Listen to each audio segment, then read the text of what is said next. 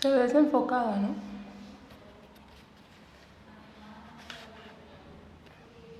Ahí. Bueno, de hecho yo traía cositas escritas. Ya está grabando, ¿no? Está grabando, sí, bien. Pues dale, estamos en Guadalajara. Aquí estamos. 18. A 18, no, a 20 de junio. Y son cerca de las 5:30 de la tarde. Margarita, preséntate, por favor. Bueno, pues muchas gracias por la invitación, Raúl y Luis. Yo estoy acá, pues vine a Guadalajara a un evento académico, así que aprovechar. Soy colombiana, pero vivo en Chile hace ya muchos años, hace 5 años aproximadamente. Entonces también las reflexiones y lo que les quiero compartir pues forma parte de un trabajo que hemos hecho o de una experiencia a partir de un grupo de trabajo que tenemos en Chile, que se llama Programa de Psicología Social de la Memoria. Es un programa que está en la Universidad de Chile, en la Facultad de Ciencias Sociales, y también de un grupo de trabajo de clase que se llama Memorias Colectivas y Prácticas de Resistencia. En este espacio lo que hemos venido haciendo es trabajar el gran campo de estudios de la memoria colectiva, que es un campo que tiene una trayectoria, digamos, desde, previa también, pero la vinculación del campo de los estudios de memoria colectiva en relación con los derechos humanos, con las violencias de los pasados recientes, se produce a propósito o posteriormente de la Segunda Guerra Mundial, ¿cierto? En estos debates que se dan en torno al Holocausto, y ahí ese campo adquiere una gran relevancia jurídica, política, pero también moral, es decir, al campo de la memoria se le hacen grandes demandas. Y ahí nos situamos desde ese campo de trabajo, de estudio, que también tiene un gran desarrollo a propósito de los procesos que vive América Latina, los procesos de transición, las transiciones del Cono Sur, pero también recientemente, por ejemplo en Colombia, con la transición al posconflicto, hay un boom, digamos, del campo de estudios de la memoria colectiva, y este campo ha solido estar asociado con unos pasados, que son esos pasados violentos, pero también con unos sujetos específicos, con unas voces autorizadas para recordar que dentro del campo ha devenido como hegemónico un cierto modelo memorial en el que quienes recuerdan son las víctimas, y aquello que recuerdan pues es el dolor, el sufrimiento causado por esos pasados violentos. Entonces, nosotras lo que hacemos desde este espacio del Programa de Psicología Social de la Memoria y también desde este grupo de trabajo es un desplazamiento en ese campo de estudios, porque este modelo... Hagamos una pausa. Perdón, Sí. ¿Sigo? Sí, dale. Tenemos que hablar. No, Sigue porque igual eso se corta y se edita. Bueno, entonces en este desplazamiento del campo, lo que nosotros hacemos desde el programa es pensar también la dimensión política que tiene la memoria, ¿cierto? A propósito también de la pregunta que hacía Raúl ahora sobre la vinculación de memorias y luchas o movimientos sociales en este momento, en el presente. Nosotras lo que hemos hecho es desplazar la mirada para pensar en otros sujetos que recuerdan y en otros relatos también de memoria, ¿cierto? En relatos que van más allá de las narrativas del dolor, de las narrativas del sufrimiento, para pensar en las memorias de las luchas, memorias de las resistencias, y para ver el potencial político que tienen esas memorias. Entonces eso es en el fondo un poco desde donde nos situamos. Venimos trabajando desde el Programa de Psicología Social de la Memoria con distintas experiencias de investigación en torno al campo, a este campo de las memorias colectivas, pero en relación ya con las luchas políticas, viendo cómo se usa en estos contextos de lucha, distintas experiencias de lucha, pues cómo es usada la memoria, cómo es usada por los mismos movimientos, por los mismos activistas, como una posibilidad de actualizar, por ejemplo, repertorios de lucha del pasado en el presente, pero también de tensionar versiones hegemónicas del pasado, que es un proceso, por ejemplo, que vemos actualmente muy potente en estos procesos de movilización social o de protesta, de estallidos sociales en América Latina, incluso en las luchas feministas acá en México. Por ejemplo, de repensar el pasado a propósito de intervenir, por ejemplo, espacio público, en espacios o en lugares que son usados o que han tenido, digamos, unas narrativas que se han hegemonizado, ¿cierto? Como esto que decías ahora de ese pasado que se objetiviza, ese pasado como huella, ¿sí? Que instala una versión sobre el pasado. Pues lo que hacen estos movimientos, y que es un poco lo que nosotras estudiamos, es cómo esos pasados son tensionados por estas luchas políticas en la actualidad, que nos han permitido también repensar el pasado, redefinir el pasado, ¿cierto?, a propósito de estas distintas intervenciones. Ahí, y a propósito como de la forma en la que ustedes han propuesto la conversación, hay una cosa importante, es posicionarnos teóricamente, también desde dónde entendemos la memoria, cómo la entendemos. Y digamos que en el campo de estudios podríamos encontrar como dos grandes formas, bueno, analíticamente como dos grandes formas de entender la memoria. La memoria como huella, o la memoria como representación, o la memoria como espejo fiel del pasado, esa memoria que se tiene, como la memoria como archivo, por ejemplo, que es esa memoria que se tiene, que se almacena en algún lugar, incluso en una dimensión inconsciente, que está en un lugar en el que no sabemos dónde está, pero que está ahí, y que cuando recordamos traemos al presente, ¿cierto?, pero como un fiel reflejo del pasado. Es como una forma de entender la memoria. Y otra forma, que es desde donde nosotras nos posicionamos, es una concepción de la memoria como proceso, como acción y como interpretación del pasado, ¿cierto? Entonces, desde nuestra perspectiva, asumimos que la memoria la hacemos en el presente, y la hacemos también con los elementos simbólicos con los que contamos en el presente. Y en ese sentido, pues tenemos una inspiración construccionista también para entender la memoria. Y por eso creemos que en estos procesos de lucha lo que está ocurriendo es una interpretación del pasado en la que se transforma también la narrativa. Es decir, no necesariamente los sujetos que recuerdan tuvieron que vivir los procesos, digamos, de violencia, como en el caso, digamos, de esta visión hegemónica del campo de la memoria, en la que solamente pueden recordar las víctimas porque fueron quienes vivieron la experiencia directa. Desde esta otra perspectiva, asumiríamos que todas somos sujetas o sujetos de recuerdo, que podemos recordar y que podemos transformar esas visiones del pasado. Y otro elemento importante dentro de esta perspectiva que nosotras planteamos es también tensionar esta idea que hay como en el sentido común o en ciertas como partes, digamos, de este campo de estudio, que asume que la memoria, toda memoria es resistente, o que todo proceso de memoria, que es como una de las demandas que se le hace al campo, y es que todo proceso de recuerdo permite reelaborar el pasado, ¿cierto? Permite que si una persona, por ejemplo, vivió hechos violentos en el pasado y hace memoria, eso le va a permitir, bueno, elaborar el trauma o elaborar esos episodios, digamos, violentos que se vivieron. Nosotras asumimos que no toda memoria es resistente, que no toda memoria permite estos procesos, que en todo caso dependerá también de las intenciones, de las apuestas que tengan esos procesos memoriales. Es decir, no cualquier tipo de memoria es resistente, y no cualquier tipo de memoria tensiona pues esas versiones hegemónicas del pasado. Eso es un poco pues como lo que estamos haciendo. No sé si, como vamos conversando, bueno, nosotros ahora estamos ahora recién empezando un proyecto de investigación sobre memorias y resistencias en el marco del estallido social chileno, justamente porque nos interesa este vínculo memoria y luchas políticas, porque nos interesa relevar estos otros sujetos de recuerdo, que son los activistas, que suelen también ser olvidados en este campo de estudio.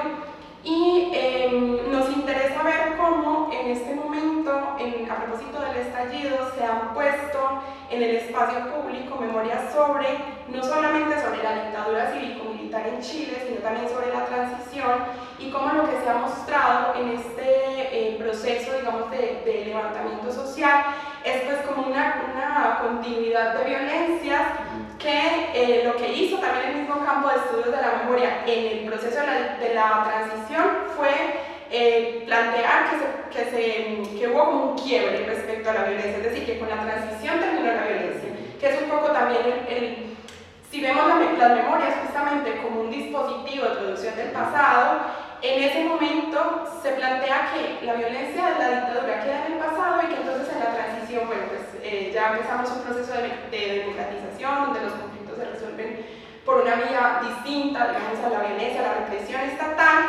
pero lo que nos muestran, por ejemplo, los estallidos sociales hoy es la continuidad de una violencia en democracia que ha estado presente, que no se ha terminado, la violencia estatal que sigue presente en el espacio público, a propósito de las distintas luchas que desde los 90 vienen en Chile, pues como liderando procesos de lucha respecto, por ejemplo, al movimiento estudiantil, las comunidades mapuche que están en este momento, bueno, que han venido todos estos años haciendo, es decir, el estallido también recoge una continuidad de luchas y también muestra esas violencias que han estado presentes en el espacio público desde el momento pues, de la transición, o sea, desde antes, permiten trazar como esta continuidad respecto a las violencias.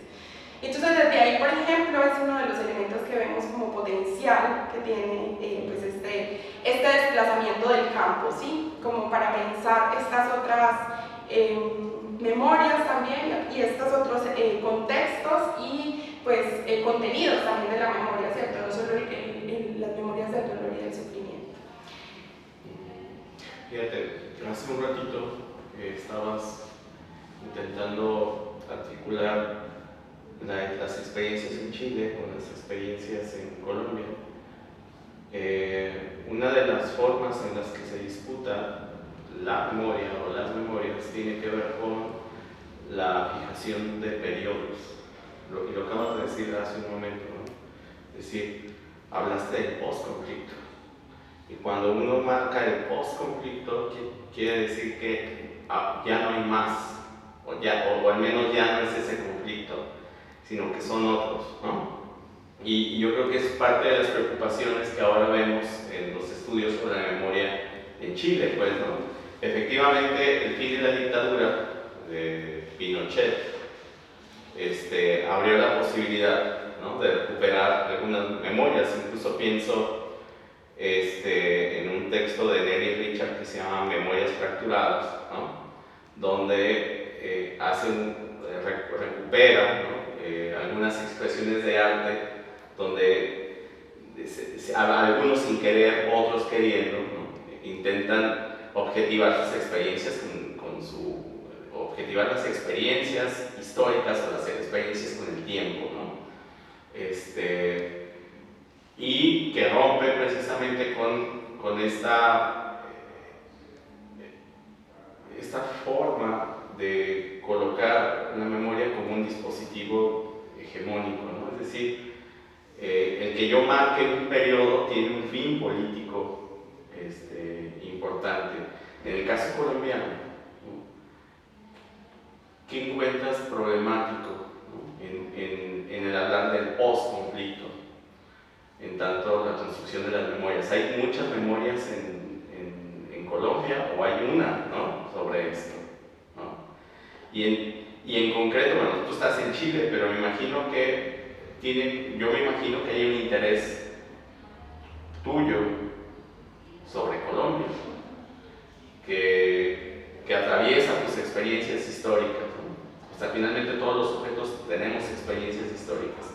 ¿Cuál es tu interés? ¿Cuáles son las preguntas que tú tienes a propósito de tu trabajo sobre las memorias? Bueno, Luis, muchas gracias por esa pregunta, porque justamente es la pregunta que me lleva a trabajar estos temas. Mi trabajo doctoral es una pregunta sobre las transiciones, sobre este como gran dispositivo, ¿cierto? Y que lo vinculo también con el campo de la memoria a propósito de esto que les he ido contando, y parte porque cuando estaba en Colombia trabajé varios años con poblaciones afectadas por el conflicto armado, poblaciones víctimas del conflicto armado y poblaciones rurales, no urbanas. Y en este trabajo, en el marco también, mientras hacía este trabajo de más de intervención, más social, más comunitario, lo que me encontraba era que en el contexto rural, en ese momento se estaba hablando de la transición al posconflicto, estábamos ya teniendo mecanismos de justicia transicional que se estaban poniendo, que estaban empezando a operar, ¿sí? Y discursos oficiales respecto a la transición, al fin de la violencia del conflicto armado, la desmovilización, pues, en ese momento en el que las FARC entregan las armas, etc. Y mientras esto ocurría, y mientras discursivamente, oficialmente se hablaba de transición al posconflicto, en el trabajo que yo hacía en el territorio, la gente me decía, aquí ese discurso, eso de la transición no llega, o sea, acá la paz no llega, o cómo vamos a hablar de paz si siguen fumigando con glifosato nuestros cultivos y los glifosatos enferman a la gente, enferman a nuestros animales, dañan nuestros cultivos, entonces ¿de qué paz estamos hablando, cierto? Entonces me empiezo a preguntar, bueno, ¿cómo se construye esto de lo transicional? Que en el fondo llego pues a ver que es un modelo de gestión de conflictos que deviene, que empieza a ser usado en el lenguaje político, ¿cierto? En Chile se habla de transición de la dictadura cívico-militar a la democracia, pero en Colombia se empieza a hablar de transición al posconflicto, entonces esta noción de transición empieza a ser un vocablo que se emplea en el lenguaje político, pero que también tiene este efecto discursivo pues, de ruptura, ¿sí? de finalización de algo, de finalización de un periodo de violencia. Y aparecen una serie de mecanismos también transicionales como las comisiones de la verdad, que quienes participan en las comisiones de la verdad pues son las víctimas que vivieron los hechos de violencia, quienes pueden testimoniar y quienes pueden dar cuenta de lo ocurrido, y en esos espacios entonces de las comisiones de la verdad bueno, se asume que hablar, que testimoniar pues ya permite elaborar el pasado. Y tenemos también museos de la memoria donde vamos a llevar como todos estos elementos para pensar que ese pasado violento terminó y que se asume desde estos discursos transicionales pues que en ese momento o con esta serie como de mecanismos transicionales entonces pues las sociedades pueden avanzar hacia la reconciliación, hacia la paz, hacia el posconflicto, hacia la democracia en Chile, hacia la alegría, como dice el eslogan en Chile del plebiscito para salir de la dictadura de la democracia, la alegría en Chile, la alegría ya viene. En Colombia es el sí a la paz como la posibilidad de construir procesos de paz y entonces de dejar el pasado afuera. Y entonces lo que yo empiezo a trabajar, que es en el fondo es el trabajo que hago ya en mi tesis doctoral, es ver cómo activistas territoriales, tanto en Chile como en Colombia, están viviendo estos procesos transicionales, cómo hacen memoria desde sus luchas territoriales de estos momentos. ¿Qué está pasando en Colombia cuando se está hablando de transición al posconflicto? ¿Qué está pasando en Chile cuando se está hablando de transición a la democracia? Y cómo estos activistas en esos contextos lo que están mostrando es esas continuidades, ¿cierto? Esas continuidades de la violencia que se expresan de una forma distinta, por supuesto, y que nos implica pensar la violencia en otra clave. No es la violencia de la represión en la época de los 80 en Chile, no es la confrontación armada previa al conflicto armado, pero sí hay unas violencias, por ejemplo la presencia de la militarización, o sea, la gran militarización que vive Colombia en el momento de la transición a la paz, ¿cierto? En los territorios, esa militarización tiene unas formas de violencia que entonces, ¿cómo las vamos a nombrar en un momento en el que estamos hablando de posconflicto, ¿cierto? En un momento en el que estamos hablando de una finalización del conflicto, o incluso las muertes, por ejemplo, que se producen en democracia, o las muertes que se producen en el momento del posconflicto, son muertes políticas. Si ya no estamos hablando de un pasado, o sea, si ya no estamos hablando de una confrontación armada, como es el caso de Colombia. Entonces, ese tránsito o ese momento específico implica también, ver esas continuidades, pero repensar qué ocurre, por ejemplo, con esas expresiones de violencia en esos momentos específicos, porque en el fondo lo que plantea el dispositivo transicional o estos discursos transicionales es esta cuestión de que esto se acabó y que vamos a construir una nueva sociedad. Son como las dos grandes promesas que tienen las transiciones. Bueno, de hecho acá en México, por ejemplo, hay una antropóloga que no me acuerdo su nombre, que trabaja sobre los discursos de transición del presidente López Obrador, como también empieza a instalar esta idea del fin, digamos, de la era neoliberal. de la era neoliberal y de la guerra contra las drogas, y entonces vamos a hablar de un proceso de pacificación, y empieza a crear también una serie de dispositivos, algunos foros, por ejemplo, con víctimas, para que las víctimas testimonien. Y entonces, ¿qué ocurre en esos periodos cuando se intenta instalar una idea de quiebre, pero que en el fondo lo que vemos en los distintos espacios sociales en los que nos encontramos es pues una continuidad también a ciertas violencias que hay que repensarlas, hay que estudiarlas pues en ese contexto complejo transicional, pero que en el fondo pues no termina, es algo que no se termina con esos procesos de transición. Ahora fíjate, me gusta que suene el timbre primero, ¿no? Me gusta la idea de que la memoria, por supuesto que es una construcción siempre del presente, ¿no? Y ese presente está atravesado, por supuesto, por expectativas políticas, ¿no? Y está atravesada por experiencias humanas, ¿no? Y pienso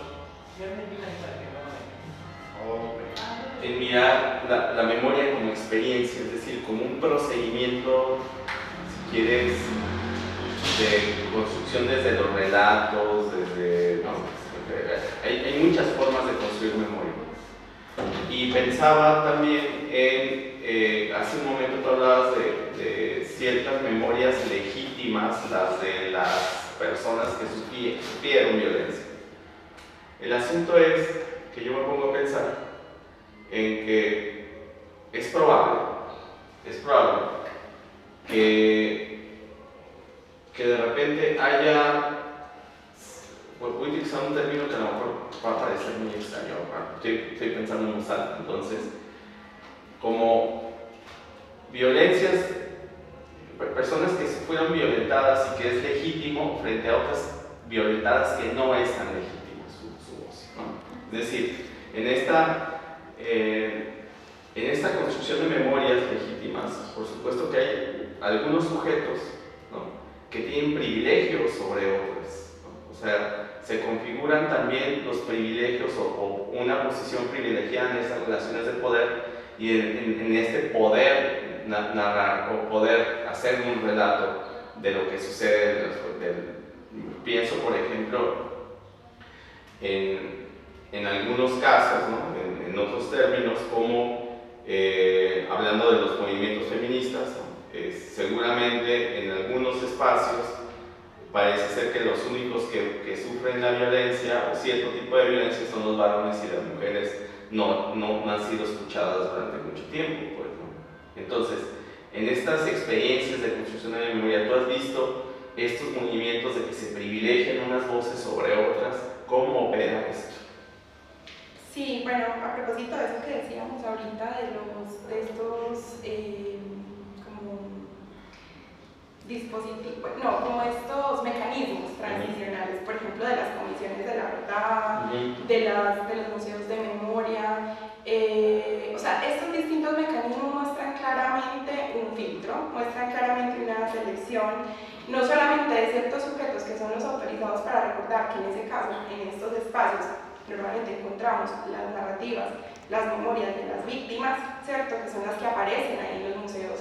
Cuando vamos a visitar, bueno, no fui al museo de acá, al que está en Ciudad de México. A un lado de Alameda. Sí, no fui ahí, pero si uno visita, por ejemplo, en Medellín, el Museo de la Casa, Museo de la Memoria de Medellín, de la ciudad de donde vengo yo, ese museo se llama Museo de las Víctimas, o sea, es la Casa Museo de las Víctimas, y toda la narrativa está enfocada en quiénes son, de acuerdo también a unas políticas diseñadas en esos contextos, quiénes son las víctimas, porque también eso, cuando se define, o sea, hay una política, hay una ley que dice, que determina cuáles son las características de las víctimas, y por tanto quiénes entran, por ejemplo, a los, no sé, quiénes pueden ser sujetos de reparación, ¿cierto? Y quiénes pueden pasar por todas las, como los requisitos para que, bueno, tengan la reparación económica, la reparación simbólica, participen de estos espacios, o hagan parte de estos espacios de la Comisión de Verdad, de los museos de memoria, bueno, en fin, o sea, sea, son unos sujetos que también están definidos previamente a propósito, por ejemplo, de estos mecanismos de justicia transicional que se diseñan en estos espacios en contextos de transición y quedan por fuera, por supuesto, otras voces. Por ejemplo, el sujeto militante.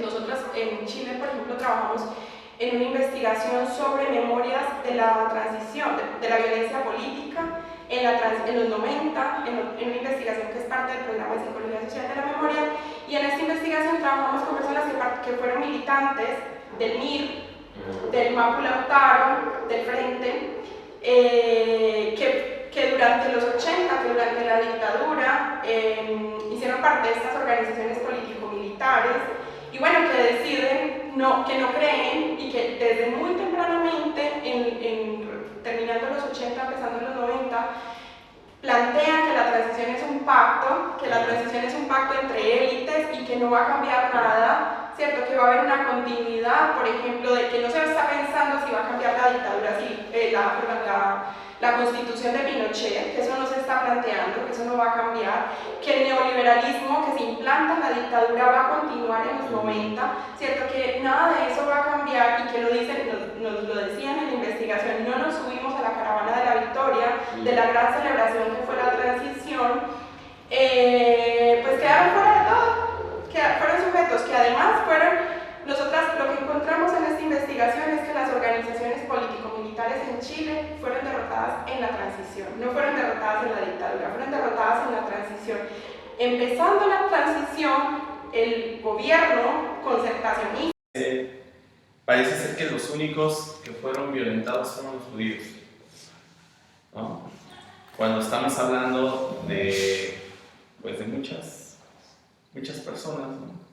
Incluso personas nazis fueron violentadas, pero en esta idea de saber qué violencia es legítima, cuál no es legítima, qué víctima es legítima, qué víctima no es legítima, parece ser que efectivamente ahí hay un privilegio, ¿no? El privilegio de poder relatar, el privilegio de poder narrar, ¿no?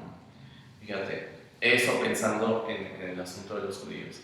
Pensemos en otros pueblos. A propósito de lo que te decía, estaba yo estoy entrevistando a José Quintero Buer. Y por ejemplo, cuando hablamos de los pueblos originarios en América Latina, seguimos organizando el tiempo en función de estos grandes periodos, ¿no?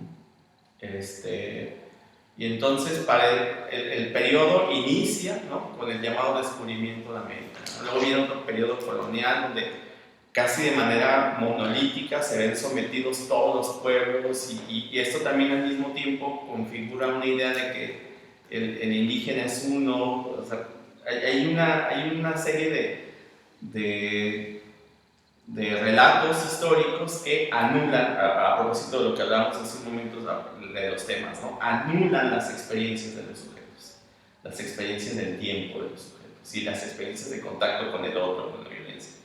Y él me hablaba de un pueblo, los Barí, ¿no?, que en realidad ellos establecieron contacto con el blanco hasta finales del siglo XIX, principios del siglo XX. Y el pueblo barí, a lo mejor no quiero extenderlo mucho, pero el pueblo barí era un pueblo que construía la memoria cantándola. Entonces ellos cantaban la memoria del pueblo en sí mismo. O sea, y mucho de esta memoria eran sonidos onomatopéicos, y si de repente en la memoria estaba que el curso de un río cambió y que generó tal problema, entonces cuando se canta se intenta imitar el sonido de este momento cuando el río cambia. Entonces a mí me parecía muy interesante. Entonces había un montón de cantos, y estos cantos que no necesariamente referían a palabras, sino también a veces expresiones onomatopéicas, había personas que cantaban, y parece ser que las personas que se especializaban en cantar la memoria eran mujeres. Ellas eran las que hacían esto. Pero cuando llega el blanco, él me contaba que en una conversación que tuvo con uno de estos, que José Quinteros Añú, y él me estaba contando la historia de los Bari, él dice que el líder Bari, que lo sabes, entonces el pueblo Bari dejó de cantar y entonces fue a la guerra. Y todos esos cantos desaparecieron. Ya dejaron de cantarse. Y solo hay un último canto que cuenta cuando desaparece la memoria. Y solo queda esa memoria que da cuenta del golpe, de la guerra que dura 68 años. Porque es desde 1900 hasta 1968 dura la guerra de los Bari con el Estado venezolano. Y entonces me parece que ahí hay un rasgo importante a propósito de lo que tú narras sobre la memoria. Hay dos cosas, ¿no? Una, en tanto el procedimiento, es decir, el proceder. ¿Cómo generamos experiencias en la construcción de la memoria? Ahí hay un primer dato que me parece que puede ser diferenciado según los sujetos. Y ahí, para ir a los sujetos, yo infiero lo que acabamos de decir antes de que se apagara la pila de la otra cámara. Seguramente hay sujetos que pueden pactar y que pueden negociar su relato con el relato oficial. Sí, bueno, desde nuestra forma de entender también la memoria, no entendemos la memoria en oposición al olvido, que también ese es un punto importante. Es decir, no pensamos que entendemos que el olvido es una forma de memoria, es decir, que lo que ocurre cuando hacemos memoria es que hay distintas memorias que se disputan, ¿cierto?, por ser posicionadas, y que efectivamente hay memorias que tienen, hablando a propósito de esas relaciones de poder que mencionabas ahorita, que tienen la posibilidad de instalarse, de imponerse, de preservarse también, a propósito de estos distintos espacios del recuerdo que conocemos, los lugares de memoria, los memoriales, los museos, etc. Es decir, que tienen también incluso los recursos simbólicos, los recursos económicos para imponerse, y por eso también estas memorias institucionalizadas, estas memorias que forman parte, por ejemplo, de las políticas de memoria estatales, son unas memorias que tienen mayor potencial, digamos, para sostenerse, pero que en el fondo la disputa es por estas distintas memorias que están intentando posicionarse. Es decir, el conflicto no es memoria versus olvido, sino que es un conflicto entre distintas memorias, ¿cierto?, que están disputándose esos espacios del recuerdo. A propósito, pues, como por ejemplo, de esto que les estaba compartiendo ahorita, de la investigación que hacemos con estos sujetos que fueron militantes en la época de la dictadura y de la transición, que bueno, son memorias que no es que sean olvidadas sus memorias, sino que han sido memorias que no han tenido la posibilidad de disputar un espacio porque no han entrado dentro de estos distintos mecanismos institucionales que se han creado para el recuerdo, ¿cierto? Bueno, eso. Yo tengo como mucho interés en todo lo que nos has platicado, que es muy extenso, no lo podemos tocar aquí, pero me interesa mucho en particular la relación de las personas entre sí, no tanto de discursos, porque en muchas ocasiones estas problemáticas no se estudian, sino que se estudian también los discursos como si fueran textos o símbolos, pero el conflicto, como bien decía, sigue en el día a día y por mucho tiempo, y no está tan marcado ninguna transición ni nada. Y yo lo llevaría a la vida cotidiana de personas entre sí, ¿no?, que pueden estar enemistadas o dolidas o dañadas y afectadas. ¿Y qué hacer, ¿no?, al acompañarles? Porque yo pienso mucho también en lo que pasa hasta en la consulta, ¿no?, con conflictos entre personas en grupos más pequeños o parejas incluso. Y yo al escucharte me preguntaba, a lo mejor es difícil decirlo y no lo hay, pero ¿cuál sería el modelo de transición que tuviera los requisitos, digamos, que dejen un acomodo legítimo para las partes o que no vayan a crear de nuevo violencia, porque esta sensación como de injusticia de los que no fueron satisfechos, pues puede llevar nuevamente a la violencia, y eso ya es un ciclo, ¿no? Entonces la justicia transicional en lo ideal, como se pudiera pensar, y a lo mejor no tiene que ver, pero sí tiene que ver con la justicia terapéutica, que yo he escuchado también eso, ¿no? Bueno, yo creo que más que un modelo, porque yo creo que la crítica justamente está dirigida al modelo, ¿cierto? Como a ese aparataje conceptual y de herramientas que se configura y que se aplica en distintos contextos. Yo creo que la crítica va como a ese dispositivo y a los efectos también que tiene ese dispositivo. Y creo que una forma sería pensar en una, no sé, voy a decir, voy a inventar esto, pero como una justicia transicional situada, ¿cierto? Como pensar qué ocurre en los contextos concretos en los que, bueno, por ejemplo, ocurren estos hechos violentos.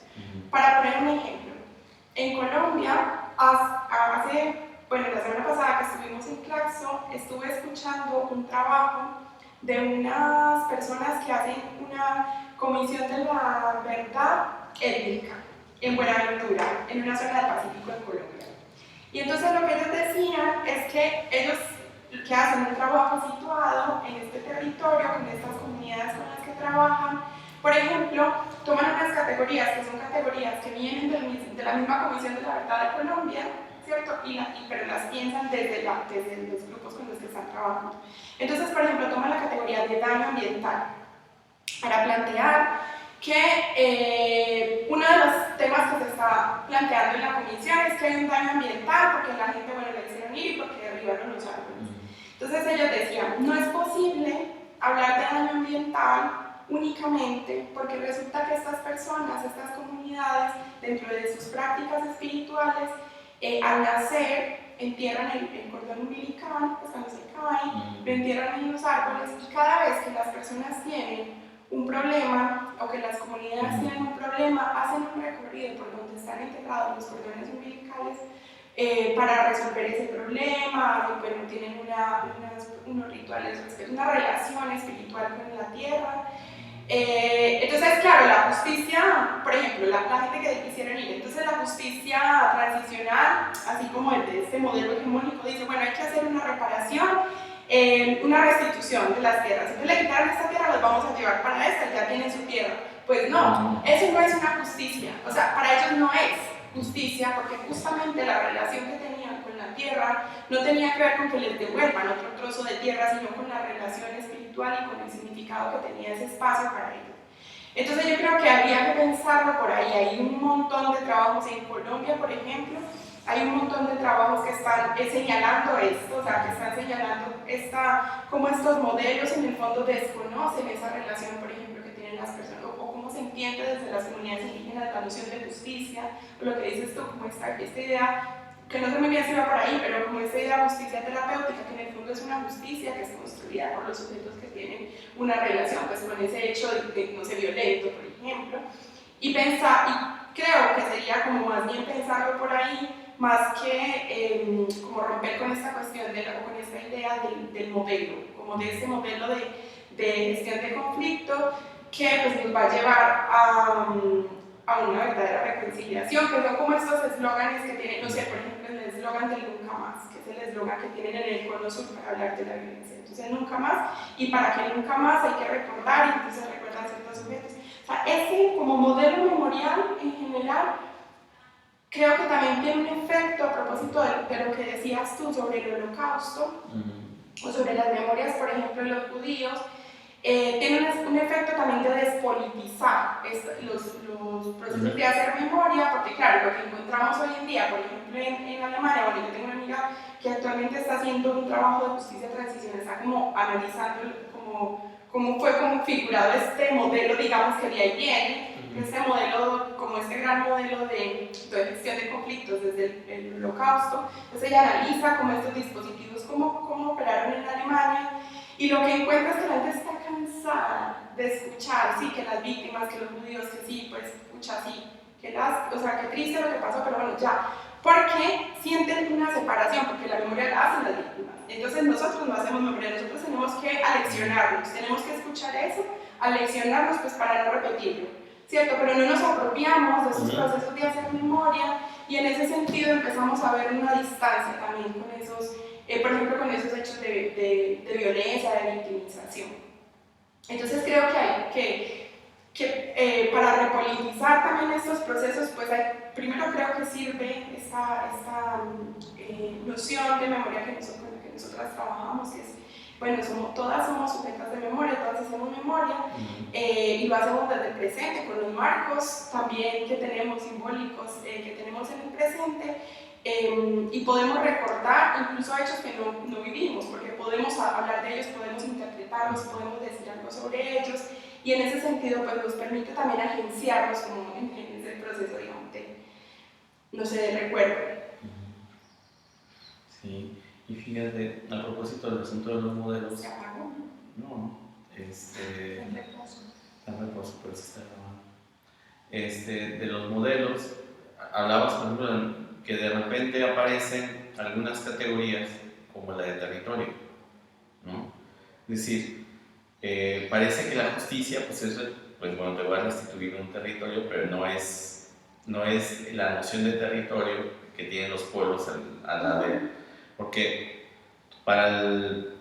voy a utilizar otra expresión bastante reducida, pero para el hombre occidental y para el hombre, utilizamos la palabra hombre, te lo patriarcal y todo, ¿no? El territorio sirve para dominarlo, para sacar riquezas, ¿no? Es decir, el territorio me pertenece y yo hago lo que quiera con él, ¿no? Y a propósito de la noción de territorio de los pueblos, es que, de algunos pueblos originarios, es que, a diferencia de la filosofía occidental, que por culpa de Kant, tiempo y espacio son cosas distintas, para los pueblos no es distinto, pues, ¿no? El tiempo y el espacio son lo mismo, ¿no? Entonces, a la hora de intentar recuperar o construir memoria, ¿no? Es importante territorializar la memoria, ¿no? De la primera parte, como yo me levanté y todo, pero me faltó comentar algo que me parece muy problemático aquí en México, porque al menos el esquema en Colombia y Chile ya lo tienes pensado. Aquí en México yo no conozco muchos estudios porque yo no estoy en ese campo, pero me da la impresión en primer lugar de que los últimos años, sobre todo los últimos 10 años, que no se puede crear memoria de la violencia.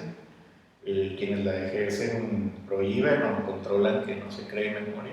Eso me parece más problemático, no solamente respecto a los otros eventos que crean memoria de la violencia, sino esta parte donde no se puede registrar ni expresar, y que los tiempos en donde se deja expresar son muy largos, como cuando se deja a las personas excavar en la tierra para buscar restos. Son periodos en donde han pasado años de los acontecimientos en esas localidades y entre comillas se les permite, ¿no?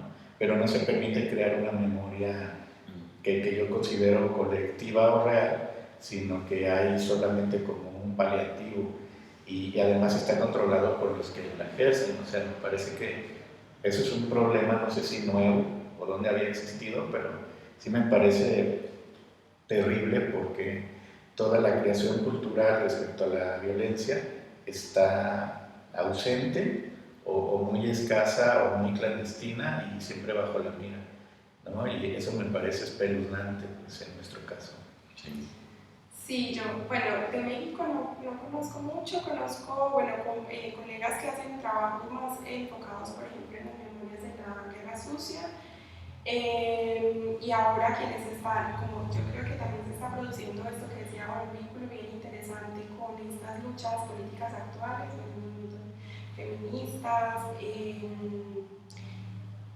y otras luchas que están ahora como haciendo estas reinterpretaciones del pasado. Creo que acá en México hacen un ejercicio bien interesante que que en el resto de América Latina, bueno, no sé, como que siento que acá es mucho más presente esta vinculación como de la memoria larga, que a mí también me genera mucho problema las metáforas que usamos para hablar del tiempo y para hablar de la memoria, como memoria larga, ¿cierto? En larga duración. Bueno, como una Continuo. línea, ¿cierto? Como un continuo. Creo que es bien interesante como es este proceso, y que para empezar, por ejemplo, estas distintas capas de memoria que configuran también nuestra idea, por ejemplo, de violencia, o sea, entender las violencias, no sé, de la guerra sucia, pero vinculadas con un largo proceso de violencia que viene desde la conquista, ¿cierto? Como esas distintas vinculaciones, creo que es interesante. Pero también pienso que hay que problematizar esas metáforas que usamos para referirnos al tiempo.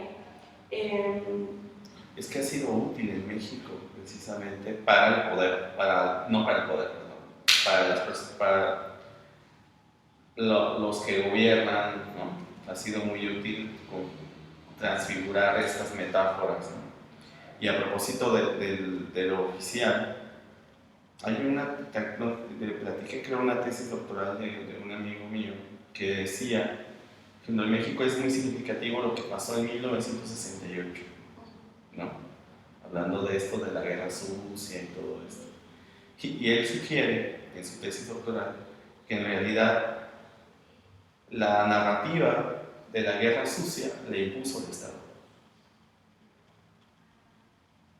O sea, digamos en términos de publicidad amplios, en la idea más amplia del concepto de publicidad, que tiene que ver con el manejo de la prensa, incluso de la prensa disidente. Es decir, lo que él dice es que el discurso disidente lo configura el Estado,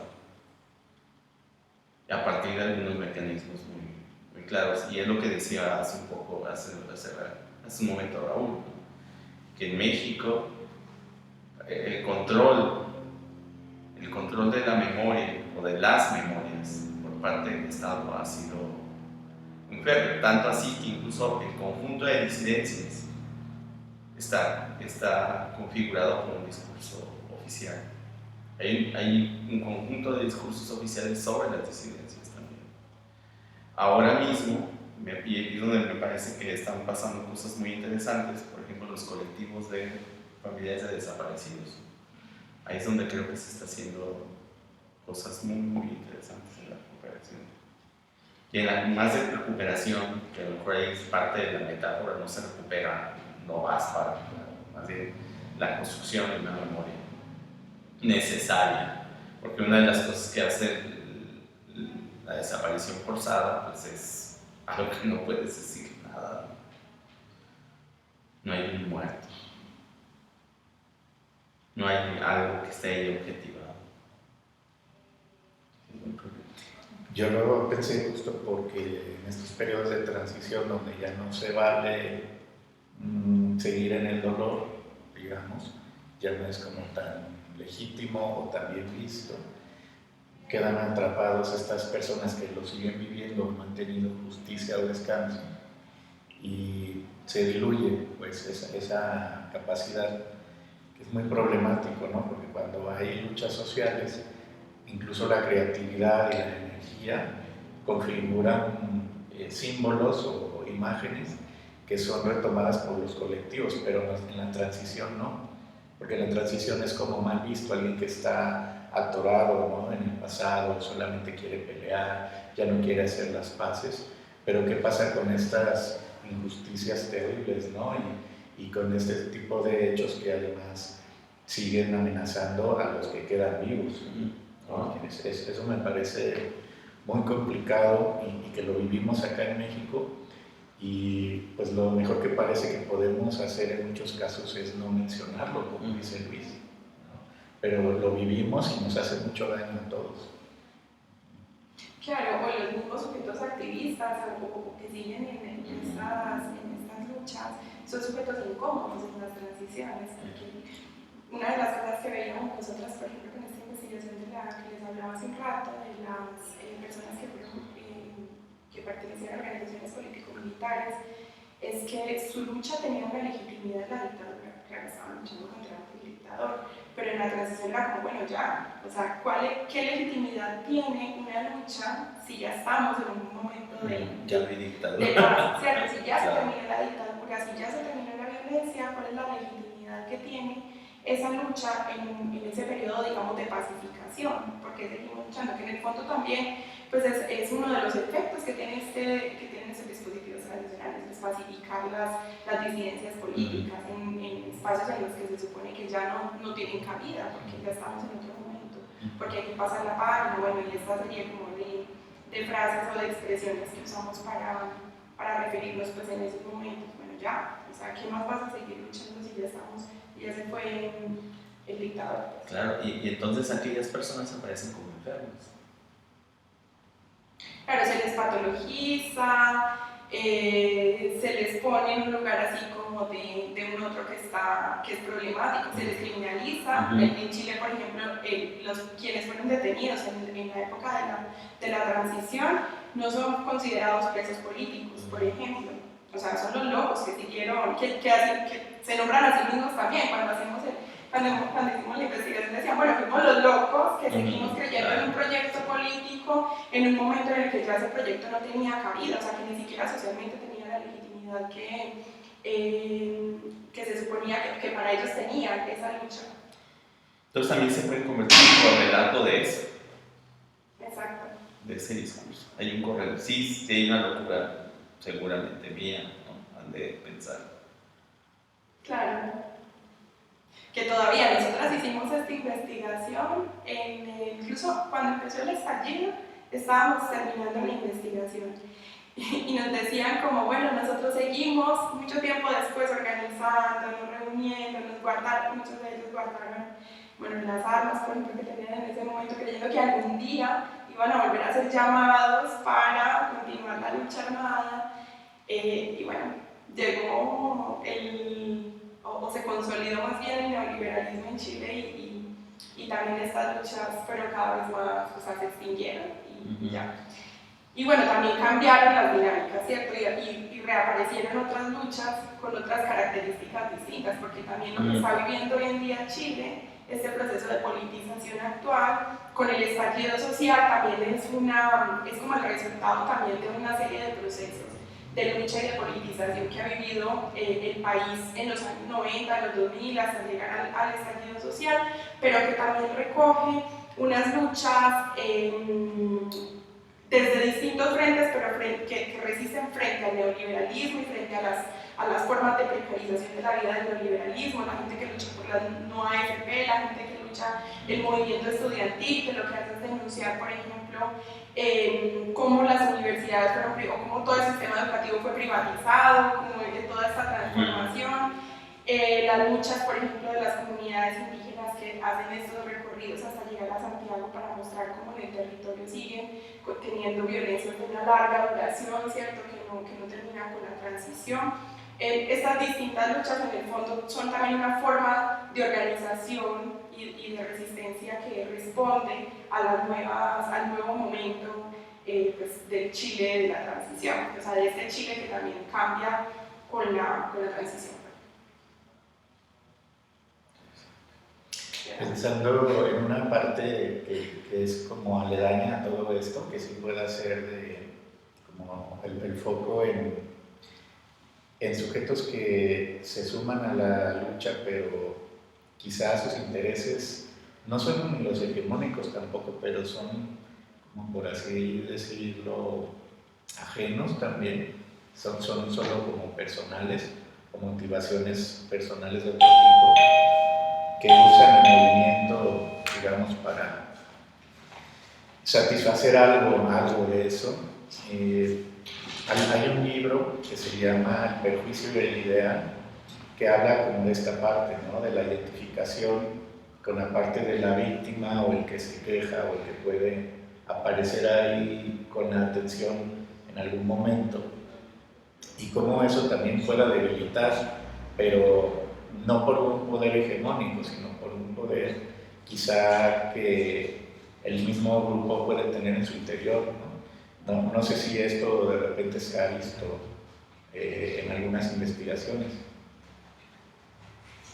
Yo creo que una cosa, bueno, ya así como hablando sin hacer mucho, pero yo creo que una cosa que nos ha pasado también es que hemos romantizado las luchas políticas, viéndolas como un todo homogéneo, con un proyecto claro, que van hacia una cierta dirección, y esto que estás señalando tú, por supuesto que forma parte, o sea, las tensiones internas, los conflictos internos, las disputas que hay también al interior de estos distintos movimientos y luchas.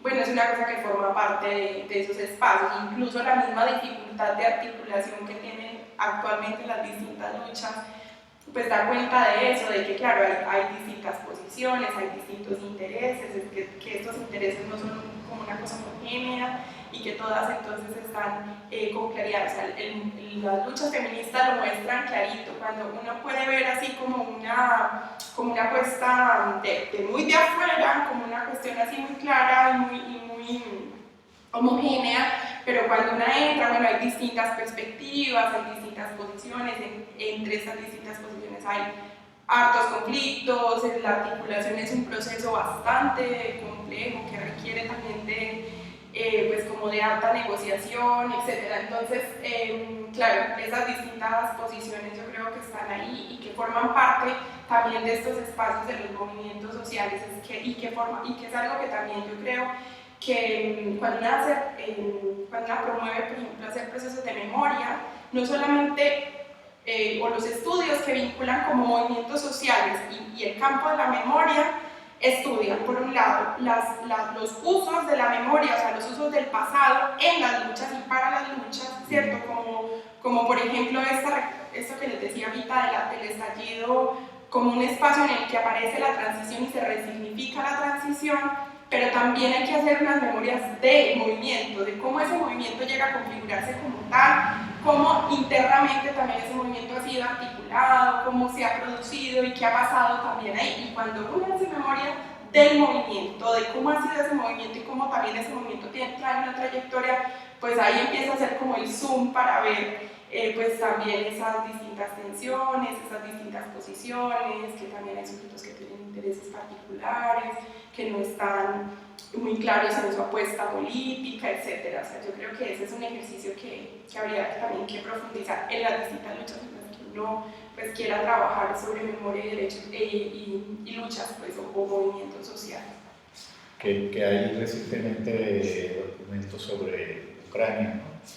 Sobre estas formas de representar el movimiento y el gobierno y luego el conflicto armado, que son muy opuestos aunque son en los mismos territorios. Y uno puede ver, son dos documentales diferentes, ¿no? Al menos los más famosos. Y ahí están estos sujetos. Y luego quedan en el futuro en ciertos lugares. Y es muy importante hacer ese rastreo, ¿no? Sí, fíjate, me gustaría que nos regaláramos algo. Efectivamente, en la experiencia misma hay un montón de incertidumbres, ¿no? Y no sabemos un montón de cosas. El problema es que cuando hacemos relato, parece que todo adquiere un orden que no existe en la experiencia misma. ¿Qué te parece si nos regalas una incertidumbre, una pregunta que no tengas resuelta?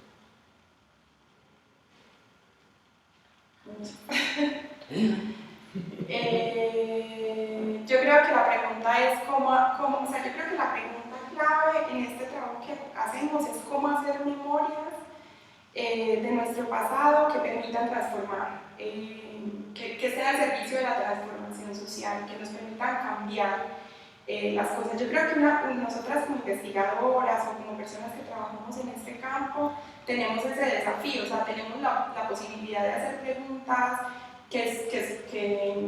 hacer preguntas que permitan como sostener esos órdenes, ¿cierto? Esas versiones del pasado que están ahí fijas, o preguntas que puedan romper con esos órdenes, que puedan tensionar. Y yo creo que la pregunta es cómo hacerlo, cómo hacer preguntas que nos permitan transformar el futuro, o sea, que nos permitan transformar nuestras sociedades y tener otros futuros distintos, ¿cierto? Imaginarnos unas sociedades distintas. Yo creo que Muchas gracias. Muchas A gracias. ustedes. Ojalá.